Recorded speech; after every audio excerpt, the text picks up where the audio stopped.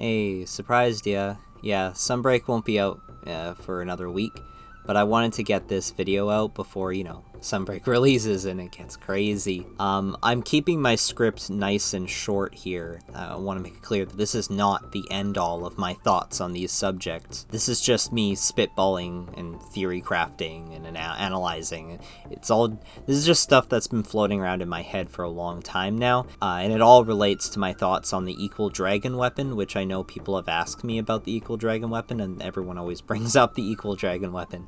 First, though, I would highly recommend watching my video on Monster Hunter's story, as this video is an extension of that analysis and theorizing. To reiterate, I believe Monster Hunter's overall narrative and its moral questions discusses the real fact, in real life, that humans desire to control the world around them, and humans will fight against the world in order to guarantee a more satisfactory life. In the case of Monster Hunter, the world is characterized as the monsters, and most potently the Elder Dragons, which are living forces of nature. They are personifications of chaos. I wrote in the last video the usual statement that people have about Monster Hunter, that the combat gameplay is the most important aspect of Monster Hunter, and how that's absolutely correct. But it also confirms the ideology of the world of Monster Hunter, that all that matters is ensuring our human lives are okay, that our human lives are better. The combat is important because it ensures that we survive. I concluded that the lesson of Monster Hunter is very meta, because the player base itself makes up a large portion of the hunters in the universe of Monster Hunter. We carry and promote the ideologies of the games in our conversations. The questions the players ask are likely the same questions the hunters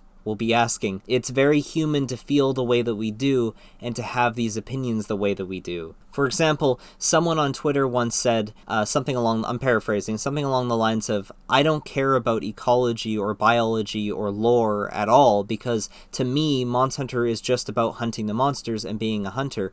Nothing else matters." And that's the most meta you could possibly get. That's just how humans are. Humans are always, don't worry about it, just survive and expand. So yeah, obviously that's what's important in Monster Hunter, is the combat, and to make sure you triumph over those monsters, but what's the message under that, That's what I was trying to say. Anyway, I made this meme a few months ago to summarize the different angles one could analyze Monster Hunter, how the top evolves into the bottom, and how they're all related to one another. The ultimate conclusion I came to is that Monster Hunter is most likely about the relationship between humans, human culture, and chaos. So everyone views chaos differently. You can view chaos as both a creator and a destroyer. You may view chaos as unpredictable, or alternatively, you may view chaos as seemingly unpredictable, as its scope is just unfathomable to human comprehension. The discussion and definition of chaos is multifaceted, and I'd rather not settle on any specific thesis about its relationship to Monster Hunter anytime soon. I'm just putting it out there.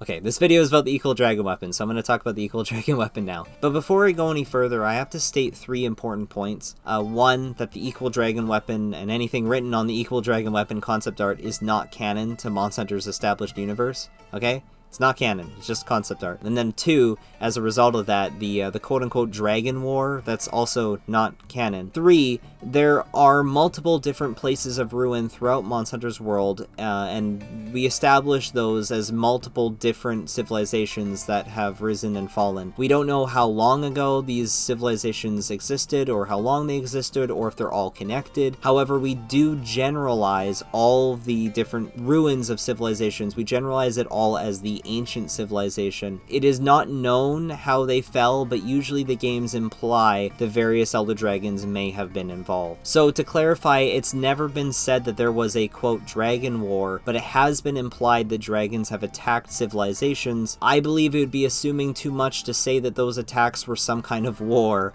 A safer assumption would be that it's just a common occurrence that dragons tread on human settlements. Then, of course, the humans build fortifications to protect themselves. They reach a peak of their civilization, and then the civilization falls for unknown reasons. Obviously, the characters in the game universe, and by extension, the fandom at large, will likely create myths to to explain how all these civilizations fell, and usually those myths involve the biggest threats to the civilizations, which happens to be, of course, the dragons. Capcom was thinking the same way in the concept art, otherwise they never would have made this concept art to begin with. It's a clear through line, and it's an appropriate myth for the world building, but at the end of the day, Capcom has been intentionally vague, and have only just recently finally started settling on concrete timelines, events, and stories with Gen 5. So no, it's not canon.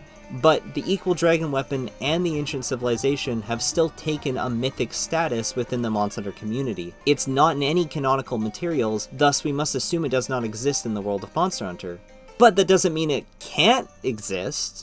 And I also believe that the Equal Dragon Weapon doesn't contradict Monster Hunter's narrative. I don't think it contradicts the theme or the aesthetic either. And actually, I believe that the Equal Dragon Weapon complements everything that is Monster Hunter, and I believe it's actually the thematic conclusion or climax of the lesson of Monster Hunter. The dragons represent nature.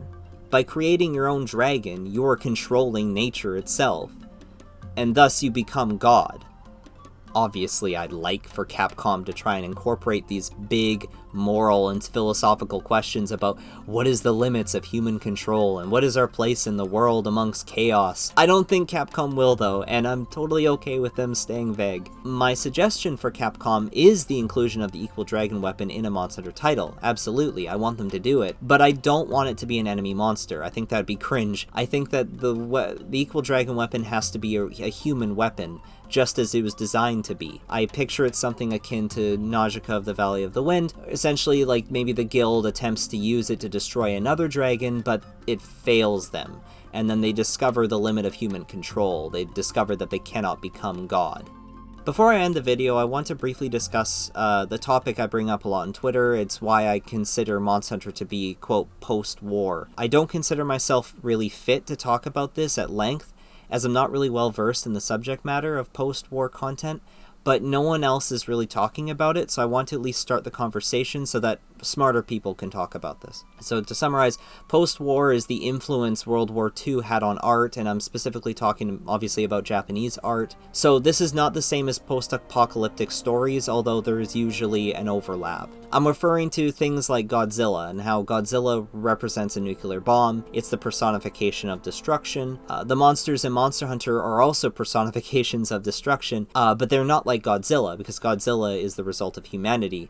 Monster Hunter is the personifications of the forces of nature, and how the forces of nature can destroy, or at least impede on our livelihoods. We think that they're destroying our livelihoods, but really it's not. It's just nature being nature. So the Equal Dragon Weapon is Godzilla. The Equal Dragon Weapon is a nuclear bomb. I mentioned Najika earlier, and that also has the exact same theme.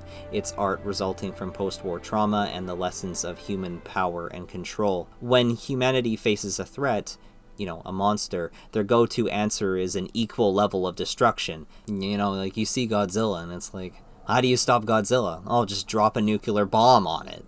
ヨコタと本国の研究チームが弾道ミサイルへの核攻撃しか術がないとの結論を出した。このまま東京で使う気か。私に即時退去命令が出た。祖母を不幸にした原爆をこの国に3度も落とす行為を私の祖国にさせたくないから。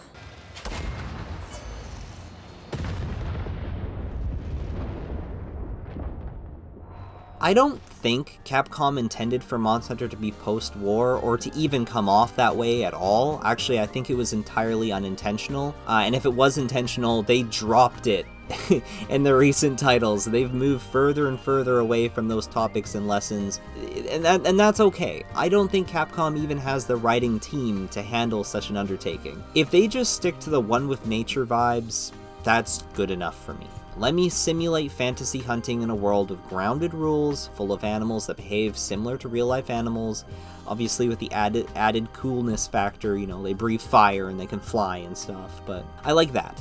If Monster Hunter 6 is more of what Monster Hunter World is trying to do, that's good enough for me. I'm excited for Sunbreak, guys. Let's hope it's good. See ya.